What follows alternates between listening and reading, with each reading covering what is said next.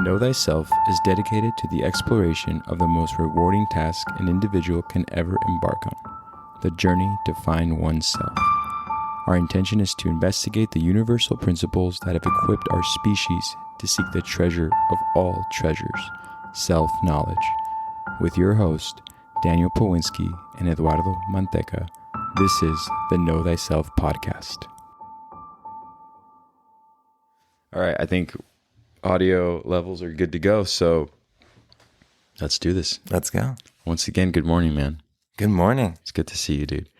I'm Eduardo. I'm here with Daniel. Ahoy. And welcome to the Know Thyself podcast.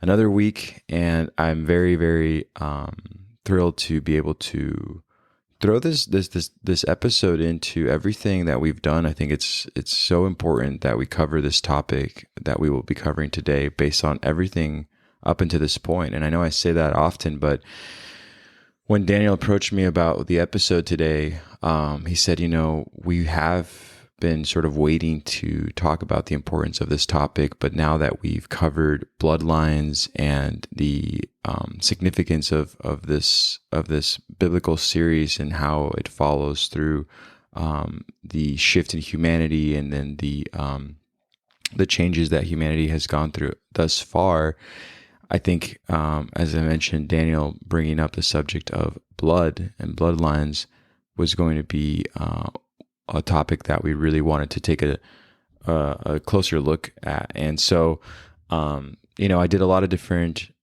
readings and a lot of different research, but I had to pause a few times to sort of kind of put it all together and sort of really figure out what my thought process was going to be with this topic. And one of the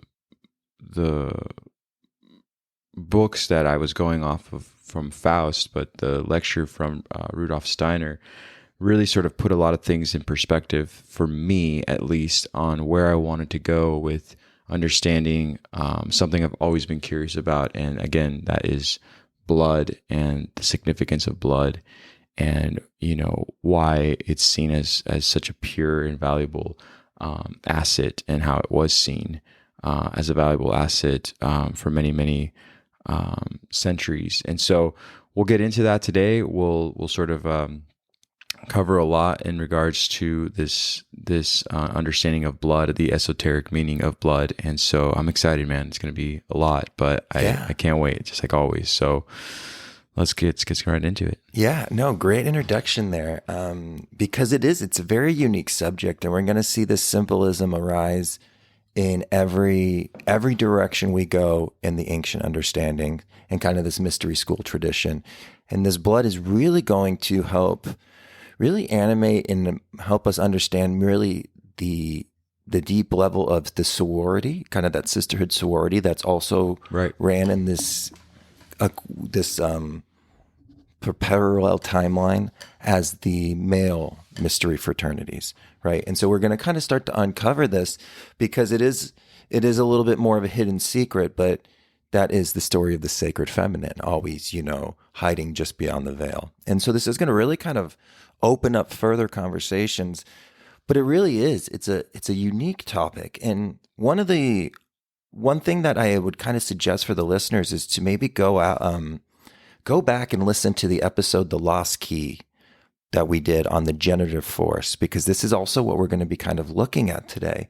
But there's a deeply hidden mystery school principle, deeply in the esoteric and the occult, that the true significance of the heart is not something that gets unfolded early on in the adept stage. We really look at the aspect of our connection to consciousness through the brain. And that's how we have to initially understand it. Right. And that's how we want to operate in this five sense reality with this thought, emotion, and action. And so what we're going to kind of approach today is the heart is more than just the emotional body. Okay. It's this generative force that's really going to be working in that aspect. Remember when we broke down the soul and we talked about how the soul doesn't just record energy, it also attracts events to it. Well, this is kind of that vibrational aspect that's going to be pulling. It's this generative force of this heart. And so what we really start to understand through this esoteric studying is, yes, the brain is, that neocortex is where we rule from.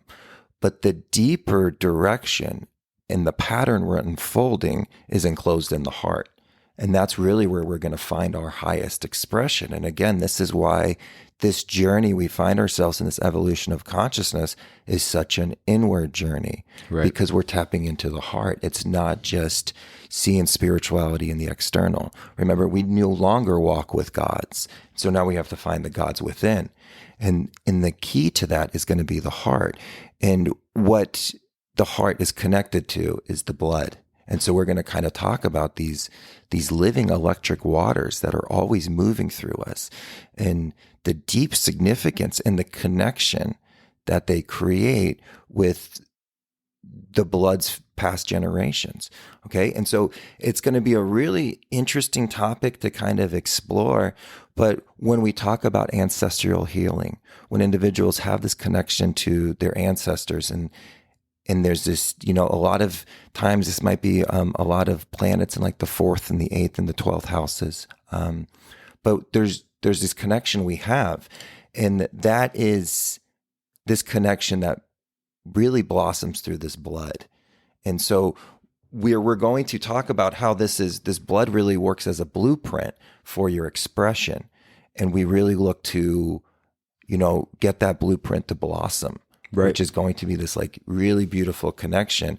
And so, there's going to be so many different ways to look at this. And one thing that I just want to address right away is, when you start doing research on the esoteric significance of blood, you are going to find aspects that are maybe some older ideas. And there might be some ideas that you don't agree with. Again, the Nazi Empire did a lot of research on the esoteric significance of blood. Yeah. And so what we want to look at there is not so much that we have to agree with their conclusions on how you really activate your blood, but we can kind of understand through their research. Okay. And so there's going to be certain occult subjects that you're going to kind of approach that, remember, you don't have to agree with everybody's conclusions. We don't agree with some of these conclusions that you'll kind of find.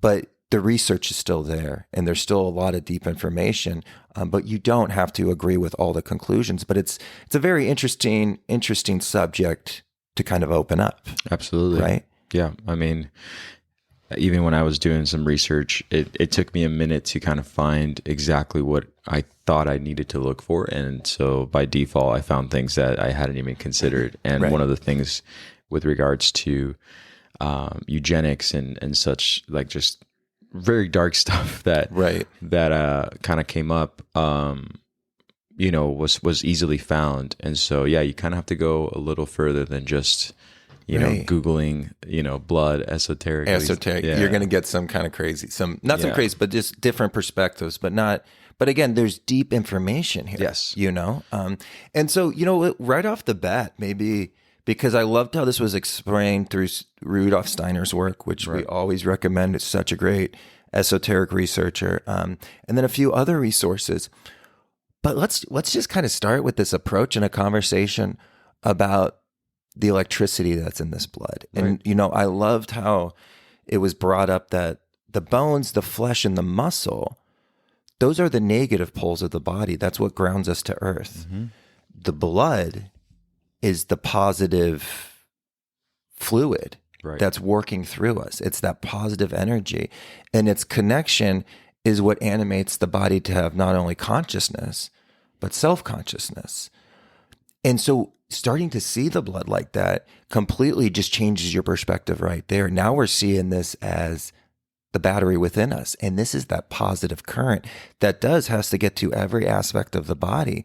And it's this powerful source that carries that oxygen, which is that life force. And it's our life force. And what we're really going to approach today is the pattern that's in the blood that's looking for expression, and how we kind of want to fully express that, and how we go about finding out how to express that blood. Because, you express your astrological aspects. Mm-hmm. Now, this is the aspect of environmental influence, your blood. Right? What you were born into, what your mold is, there's a connection there. Right.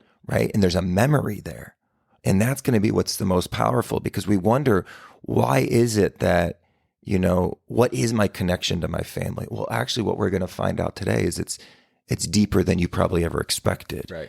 I think, your blood is the mold, and it's what we kind of blossom through. And I love that quote of, you are your grandfather and your grandmother, but in a different permutation. Yeah. It's the continuing of this story. But this is why spiritual work is so important, because when you do spiritual evolution and you pull yourself through that alchemical process, you purify your blood. Exactly. So when your blood passes on, that ancestral trauma can be healed, but it's healed through the bloodline. And again, we talk about that, like, how do you heal this ancestral, trauma?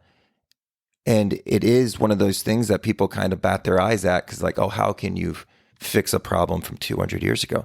Well, now it makes sense. Right. If we start approaching this blood maybe having a memory, now it makes sense that our spiritual work can actually purify not only ourselves, but the future generations. Did you kind of come across that as well?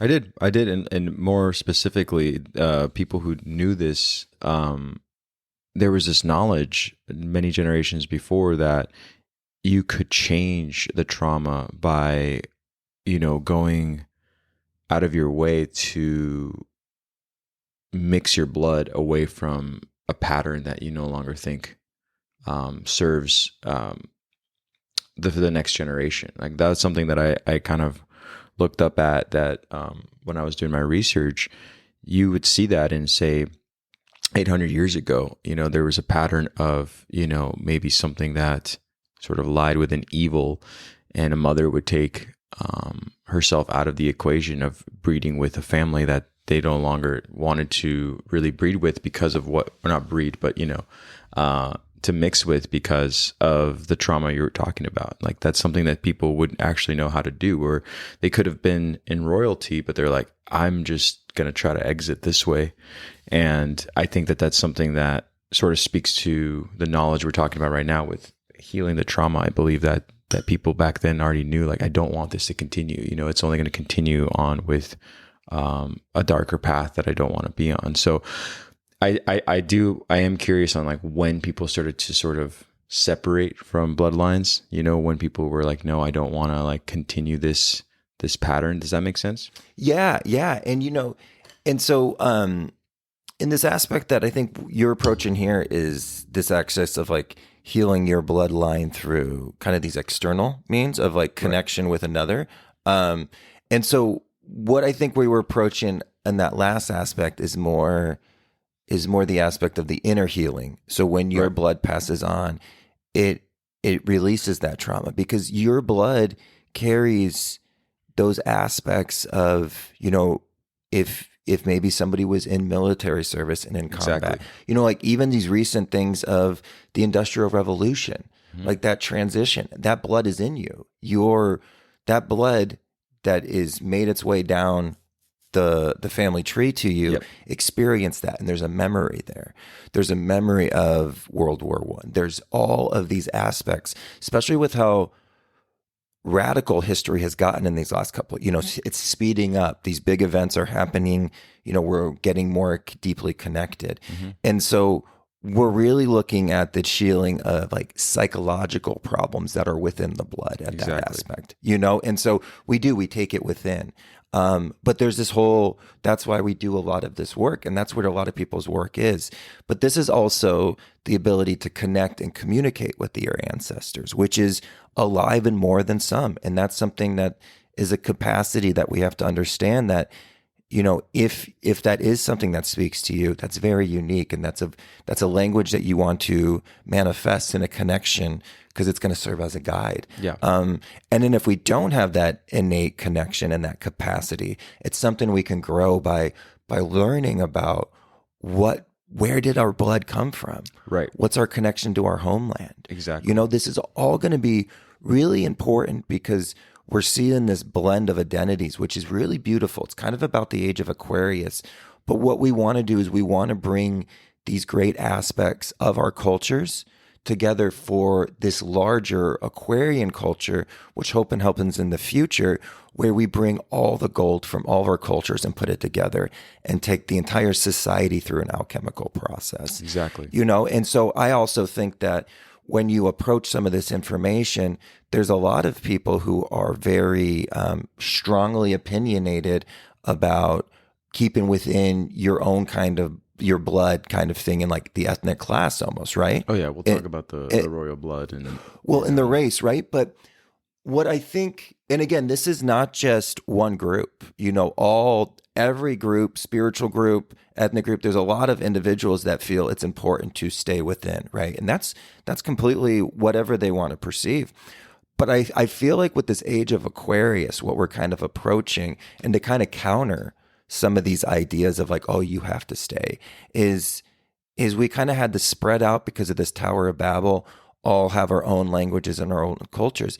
But now everything's coming back together, right? And we see this even with what they're putting into place to kind of, this universal language is coming back. This universal language of symbolism, of the esoteric, of a deeper understanding of this, not so much this me in here, but this us in here kind of connection that Aquarius is opening up. And these, like what we would call these social engineers understand this. They understand that we're coming back together. And that's why they're kind of even trying to dumb down this universal language that we're actually about to develop. And this is why, and I know I use them, but like this is emojis. It's replacing this universal language. And we think this is like this connection that like, oh, like I know exactly, even though can't read that language, right? I know what the emotion this person, yeah. But it's actually very limited and it's very dumbling, and it's actually creating babble, yeah, but in the worst kind of sense. And so I really feel like this aspect of this understanding our cultures and understanding our blood is going to be really important, because we're going to take the gold from all those areas and bring it kind of forward in this more deeper connection, what the universe is kind of inspiring, which would be more of not so many landlocked cultures, but not so much a blending of just becoming one, like still an independent celebration, but more of, instead of a melting pot, like a salad bowl where all those cultures are all beautifully playing. But the expression and the understanding of this, because this is what your blood is. Right. So, this is important to kind of, to get that connection, and so, yeah, it's a fascinating topic, and just the aspect of its memory. You know what I mean? Yeah, that's the most fascinating thing that I have encountered through all of the research that we've done, is that, and that's what I was saying, like I didn't want to get ahead of myself with generations previous to where we are now, but I think that a conversation you can have with people about this might take some time for them to understand what you mean by the memory and the energy that is carried by the blood. I mean, although the blood is always, regenerating, it's still there. And I think that when we talk about certain, and this is what I like a lot about when we do esoteric and occult research, is that the words we've used to dumb down a lot of things always end up sort of confusing us along the way of what we're trying to express. And so expressing something like, this person's, I'm trying to think of the right word, like something that's sort of dumbed down is like, if I were to talk to this individual and feel that their vibe, okay, I'll just use that word to dumb it down, or my instincts tell me that their personality is such, where does that come from, right? So we know that, again, we've given a lot of these words to sort of either connect or disconnect from individuals, but this is where it's really a lot more deeper as far as like what this really means as far as blood and the memory that's in it, is that may be the driving force of why you make decisions on who you decide to take into your life, what kind of risks you take with that person, what kind of generations have come before you that are kind of sort of hinting at why you should or should not be approaching a subject with a certain person or not. And I think that we've kind of like really lost that guiding force based on what we've been told of, like, trust thy neighbor and make sure that everybody who is,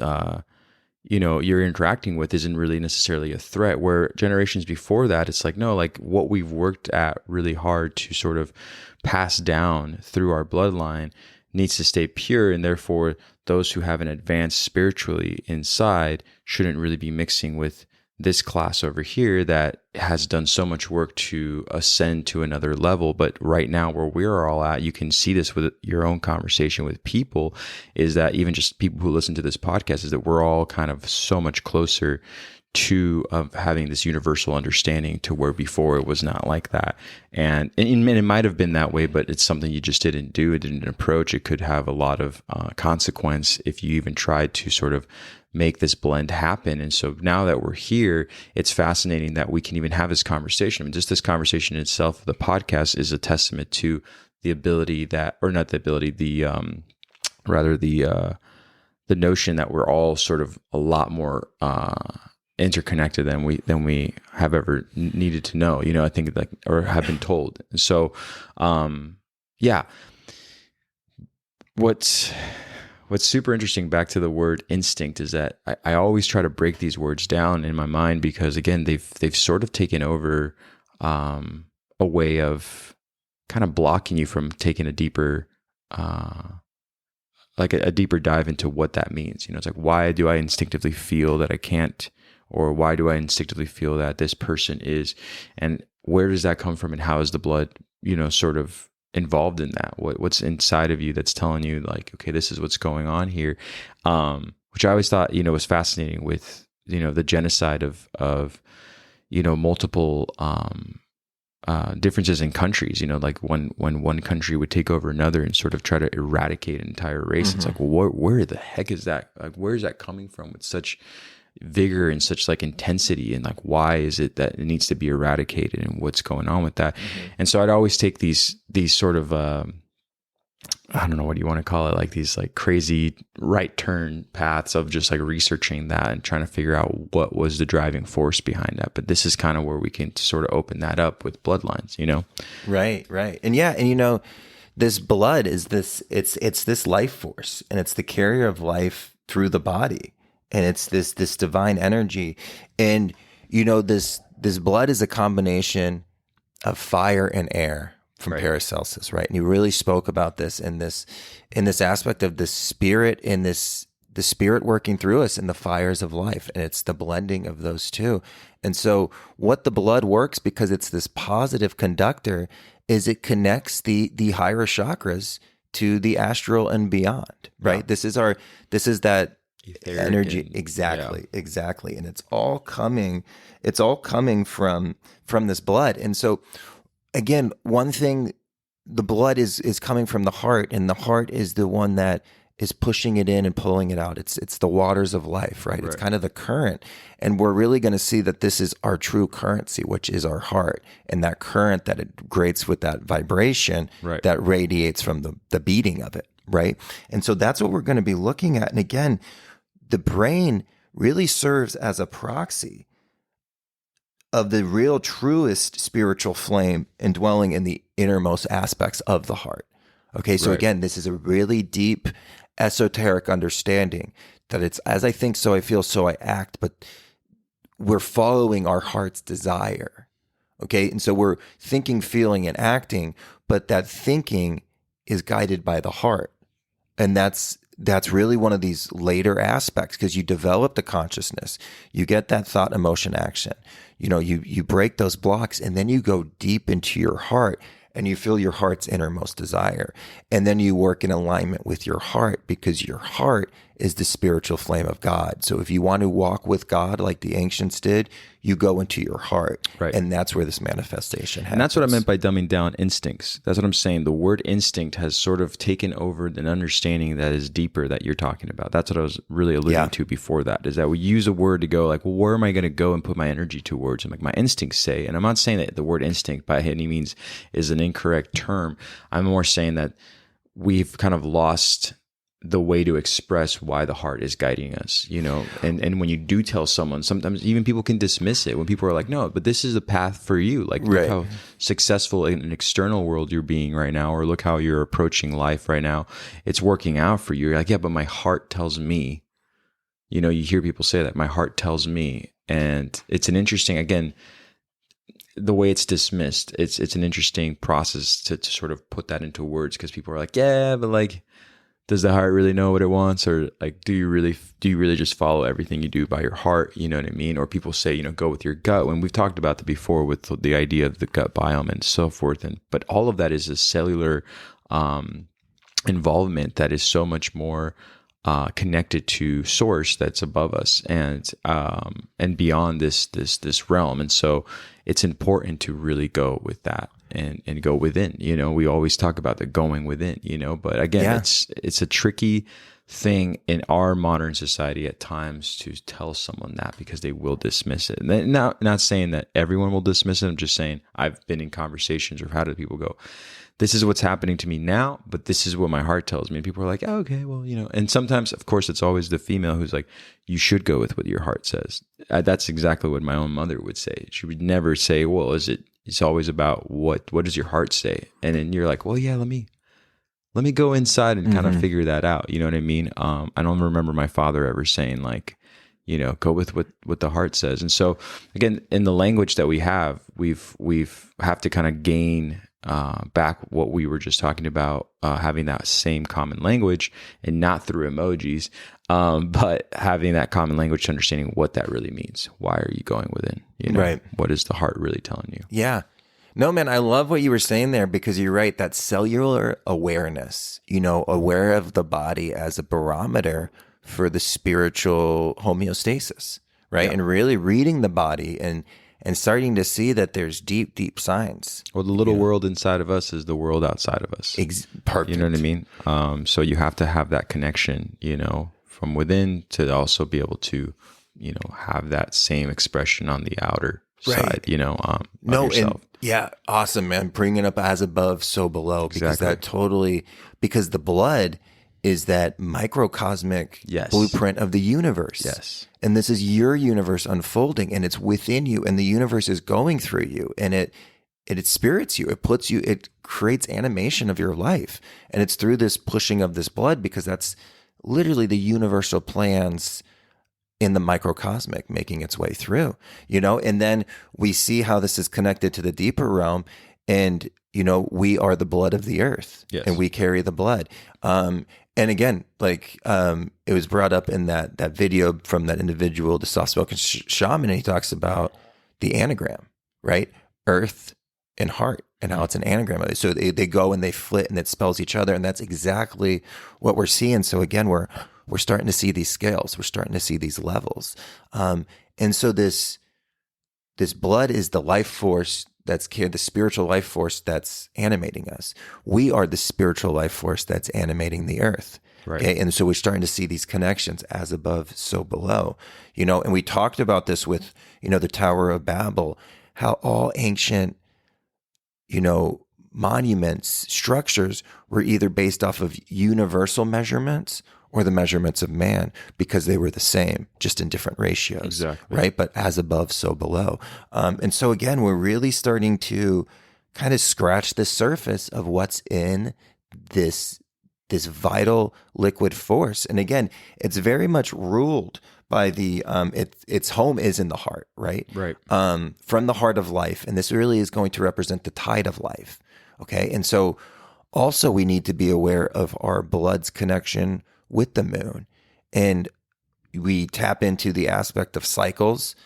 Think about what happens when a female goes through her moon cycle. What does it consist of?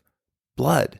Like, this is the connection here. Right. There's a deep, deep connection of this blood, and what it represents and what it carries, and just how important it is, because it has part of your blueprint, and it's only going to expressed with connecting to those higher chakras. But this is the connection to the higher chakras. The bones, the flesh, everything gets us just in the body, but this is that connection to the higher realm. This is our connection to the universal. Exactly. Right? Yeah, no, I love what you're saying, man. And again, um, it's so early in the morning, so my thoughts are still unfolding. So, just bear with me as I try to kind of formulate exactly what I want to say as you're saying it. But everything you're saying is so beautifully said as far as the explanation of as above, so below, and the macrocosm with the microcosm. And we've been talking about this for the whole 2 seasons on how everything really is connected, but you can really see the evidence of that through the expression of humanity with this understanding of what's affecting us within is also affecting us in the outer world. And I mean, even just like the analogies that are presented in some of these lectures kind of paint a beautiful picture about that. And they even do talk about what I'm saying in regards to instincts that animals have as far as like who they decide to carry that information along with as far as their same breed is an interesting concept in itself, which is again very what do you want to say?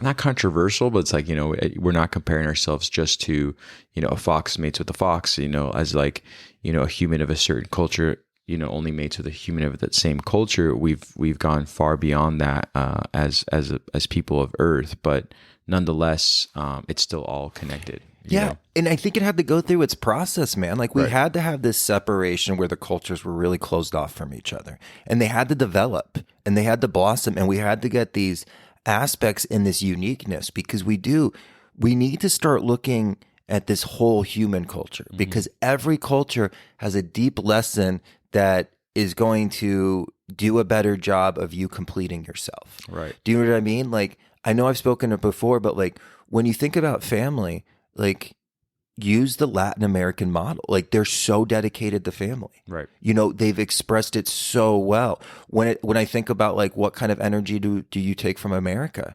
Innovation. They've done something. They don't have to invent something, but or at least in the past, they were better at kind of coming up with doing an idea simpler or making it, easier for production, which was important to the evolution of consciousness. And so all these cultures have brought something unique, and we could go one by one. We could talk about the beauty that came from Africa. We could talk about the beauty that came from the native populations of all lands. Right? We could talk about all of that. But that's the thing that needs to start being included in us. And we need to start making a more holistic picture of what this human race is. And so it's not like we're washing away our cultures because we're very much going to bring it back with us.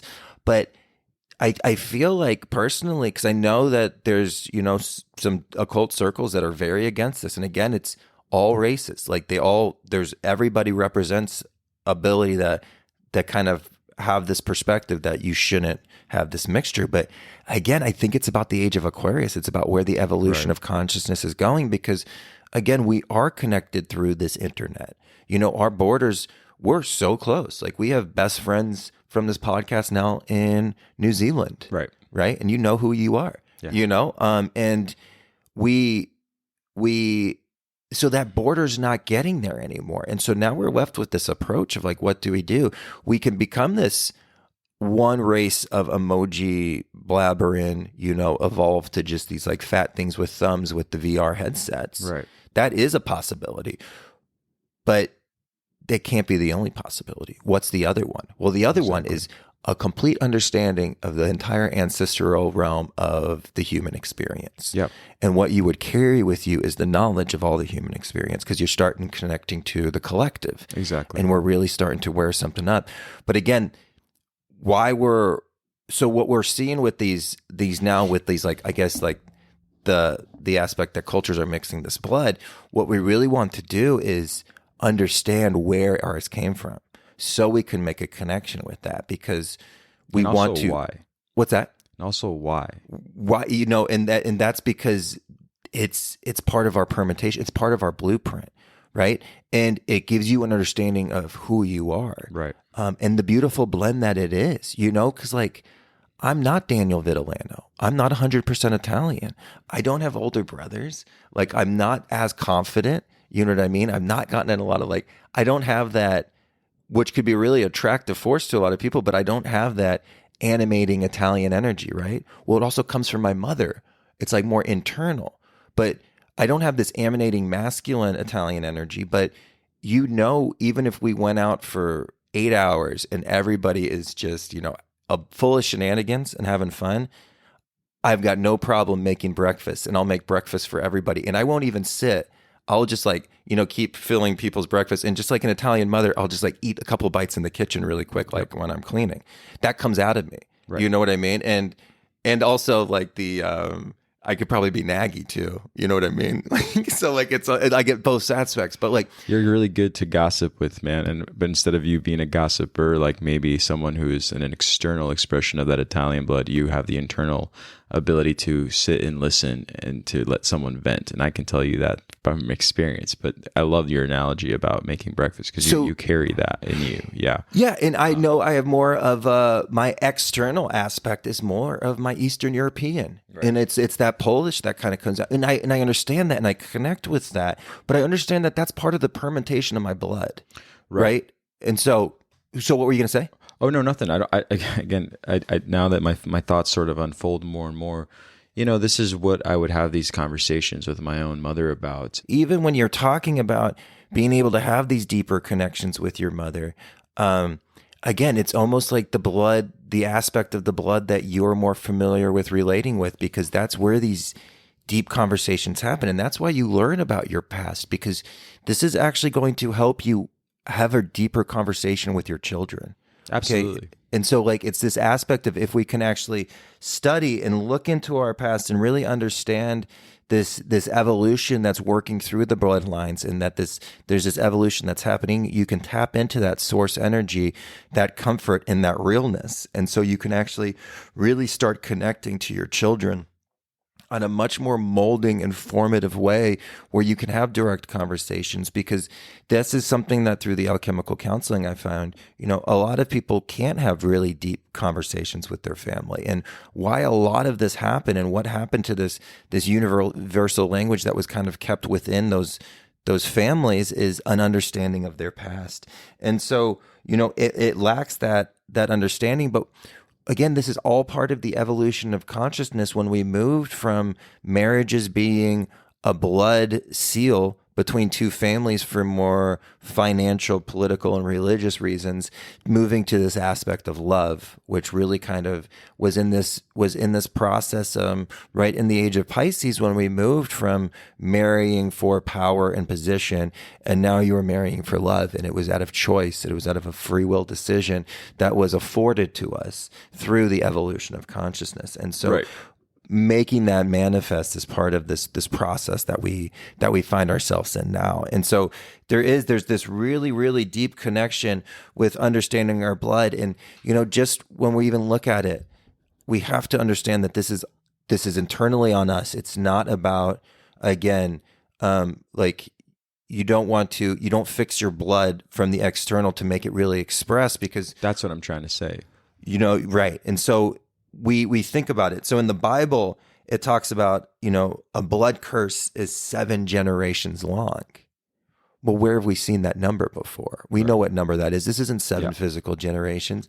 You have to take yourself through the alchemical process. Mm-hmm. This is, you have to purify your blood and make sure that it's expressing itself to its fullest extent. And if we're in a culture that we're very aware of, then this is something that has helped us express ourselves. And we've probably found expression through that and been able to connect with other cultures because we know our own. And this is, if something we don't, well, this is going to be part of our spiritual process that we want to look into, because it's really important. And you want to really unfold that blueprint. This is what a blue blood is. It's an individual that understands that the blood is a blueprint and they need to unfold it. And they have certain capacities that are present within them that are unique to their blood. And it's something that's unique to their family and unique to their family line. Because even a father that's not so emotionally there can still have a very deep connection to their son. It doesn't have to be like an emotional connection, but that son maybe relates and expresses that father's blood and understanding. And so even though it's not an emotional connection, they can have a deep mental connection. Right. Yeah. And that's, again, it's not what I was saying within my own experience of my father and my mother. I actually think that their blend was a very good blend. But what I mean is, when I went to looking for my partner that I wanted to have for the rest of my life, I wanted to do it with my eyes closed. And that's because I want to not see the external for what it is and mate with that, that I think might be a good match for me, but more so internally. And so the conversations I've ever had with my wife, I would tell her that. I said, I only see you as a light. I said, if we were to meet somewhere far beyond this realm, I would still find you not based on your look or your gender, but based on the light that beams from inside of you. And she said, I feel the same way about you. So the conversations we were having were in hopes of this blueprint you're talking about, where we both kind of realized if we were to have children, do we both carry the same message and the same pictures of the external world that have now reflected in the internal world for us to carry on the next generation? And so I just feel like, that's what it kind of meant with other generations before us. Sometimes it's like, oh, he's so tall or she's so pretty. And then it's eventually there's this understanding of like, oh, but now that I'm feeling the need to go deeper and within, this other person's not joining me on this right now quite yet. And you're like, why? What happened there? And it's like, oh, well, the superficiality of what got you together is what's sort of hindering the next chapter in your life. And some people just evolve together as two young people who come together, and then eventually they end up having a deeper understanding of the world along the journey that they have as a couple.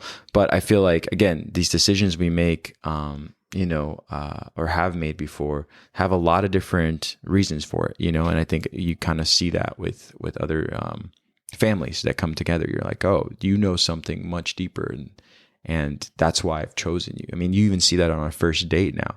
People may not bring up religion, like, I'm a Catholic. Are you a Catholic? You'll find very, very basic things that they're trying to say. It's like, well, I want family. Family means a lot to me. And the person's like, me too. And before you know it, there's just an immediate, ability to get a little closer. And then before you know it, when people and friends ask each other, well, what do you think of her? What do you think of him? Or what do you think of they? The way they were interacting with you, they're talking about these internal aspects that we're talking about right here.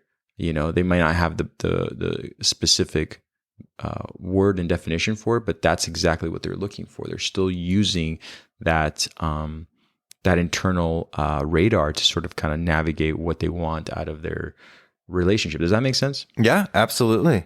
Absolutely, man. But go ahead. I mean, I don't want to keep going on with this one. I want to wait until we get more into these experiences that individuals have. Yeah. And, again, I think just the aspect of really, seeing the body, imagining the body as a tree, which we've already kind of spoken about, that tree of life. And this blood is really the watering of these branches. And just this connection that this blood and, there's kind of confusion on the etymology of where blood comes from, but in a lot of esoteric circles, it's blossom. Right. And this is what really kind of blossoms those aspects of our bloodline that's really beautiful. And these can be really positive aspects. And if there's not, that just is the inversion of energy that we have to take on. And so when we're thinking about this blood, and this is something that should be really a focus of ours, because it is this positive connection. It's the connection from the physical to the spiritual. And so what can we do to make sure that this life force is as nutritious and as healthy as possible? And nutrition is going to be obviously something we want to look at. Again, this might be why, I personally really like looking at the nutrition of like my blood type. That's something that has been afforded a lot of progress and understanding for myself. Again, I think diet and nutrition is one of the most independent things we all need to look at. And I think everybody needs to have their own definition of what nutritionally works for them. Right. But you're going to feel it in your blood. And this is what you're nourishing, because this is what's going to unfold your DNA. Okay. This is, that myth that you only use 15% of your brain. That's not true. You're only conscious of 15% of your brain, but your brain's working. The myth really should be applied to your DNA, because you only expressed a very little portion of your DNA. And as we're seeing this evolution of consciousness, what it's doing is we're unfolding more aspects of our DNA to become more completely human. And you're going to unfold those aspects by healthy, oxygenated blood. Right. And so taking that spirit and then letting that carrier of the spirit, which is the fire that is also the fire of life, push it through our body, fan it in and out, just like the tide, waxes and it wanes, because the moon's got a very deep connection to the heart. And it's our connection to the feminine, and it's our connection to that sacred feminine. And so, really just approaching this idea as this blood blossoming the DNA and carrying that life force. And so, again, we spoke about deep breathing from deep in the diaphragm, not up in the upper body, but very, very deep. And this is going to be something that we're looking to really concentrate on, because this is going to be the most nutritious thing to oxygenate that blood and to put more of that prana in there, which is so important. And we see there's so many good breathing coaches online. And even if you just go to the Know Thyself followers and just type in breath, there's so many amazing breath coaches that are in our community that you can connect with, that have programs. Looking into this, because this blood plays such a bigger unfoldment of your life than you know. Okay. And it's lost its significance. But this is, again, why when you have to sign your soul to the devil, he wants it in blood, because if they have your blood, they're in control. And they're in control of your emanation. They're in control of what you form. And so this is the force, and then our actions take it into form, but it's done through the blood of life. Mm-hmm. This is the true currency that runs through us. Exactly. And again, when talking about romantic, I mean, I'm not really necessarily talking about romantic relationships. I know that I sort of mentioned my own experience, but I do and always have been, a very, how do I say this? Just a believer in like exactly what you want out of the partner that you are going to create a life with, to have that understanding that you're talking about. You know what I mean? If you're going to really understand your nutritional value, how to breathe. I mean, people, if you talk to two people who are very high strung and have never really taken a deep breath in through the nose and out through the mouth, or in through the nose and out through the nose, where their diaphragm has expanded that way, where their belly pushes out the air and the lungs really take in all the oxygen they can, you have very short breaths, which then, cellularly speaking, creates a very stressed environment, which then could be carried on into the next generation, because both individuals in that relationship who create that child might only know that only way of lacking oxygen to the brain. Therefore, the child is already born into an idea of rapid breaths that are short bursted, that have an innate way of hindering their process to have time to really take in what this life that is given to us on the physical realm really means, because instead they're looking at it from a pace, just like the heart is pacing, of rapid decision making that doesn't have a deeper meaning in the depths of life. So instead it's like a very superficial, quick, huffy and puffy health. Yep. And just like a rat, it's part of that rat race, it's just like pop, pop, pop, pop, pop, pop, pop. And so it's important to sort of take that time to really not only get to know yourself in a deeper meaning, but the people that you surround yourself with should also help you to have that deep rooted understanding of why it is that you should have this pace and not this other pace. And so it's fascinating. Yeah, no, absolutely. How we find friends, how we find family, how we connect with individuals, it really goes all the way back to this bloodline. It plays a big role, it's a formative aspect. Now we know that there's not just one definite thing. I speak about this when we're talking about natal charts. This very much has that environmental factor. But again, what it really comes down to is always, in this universe, it all comes down to your free will decisions. Right. And we have an ability at this time to really express that form in our own free will perspective. And we've been awarded through the evolution of consciousness to marry for love. And that's what we're looking for when in this aspect, when you think about how do I build more beautiful blood? Well, we're transcending the aspect of it just being about a physical thing of like, oh, this, they look like me, but it's more of like, what powers this? What is their life force that's going through their body? And that's what we're really looking for in this connection. It's what is their life force? And that's what I want to pass on. That's what I want to give the next generation, is this connection between two perfectly aligned life forces. Right. Because that's going to be what creates the blood of the future. And so let's not, we're going to see stuff about this aspect where it really wants to isolate, but you got to watch what the nature of humanity is doing right now. It's coming together. And I think there's something very powerful here. And so if we can move to that realm beyond just falling in love at first sight over attraction or material gains or what that person does, their prestige, what that does to you. And if we really look at the soul and look at the connection between the individuals, we will create the most perfect of the blood for the future generations, because it's based in love, truth, and grace. And that is the rains that we want to water on the land. Agreed. Right? Blood is a very special fluid. Blood's a special fluid. Yeah, man. Alpha Omega Phos reference right there. Yeah. Huh? Nice, man.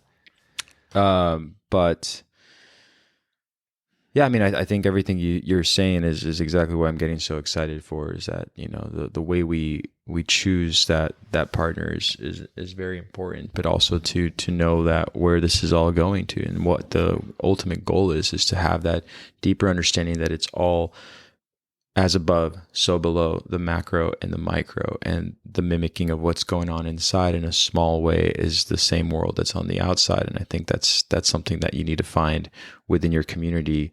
And you're starting to find it. I mean, we have a beautiful community just through this podcast, and many of these individuals I've never met face to face, but I feel them in my heart. Mm-hmm.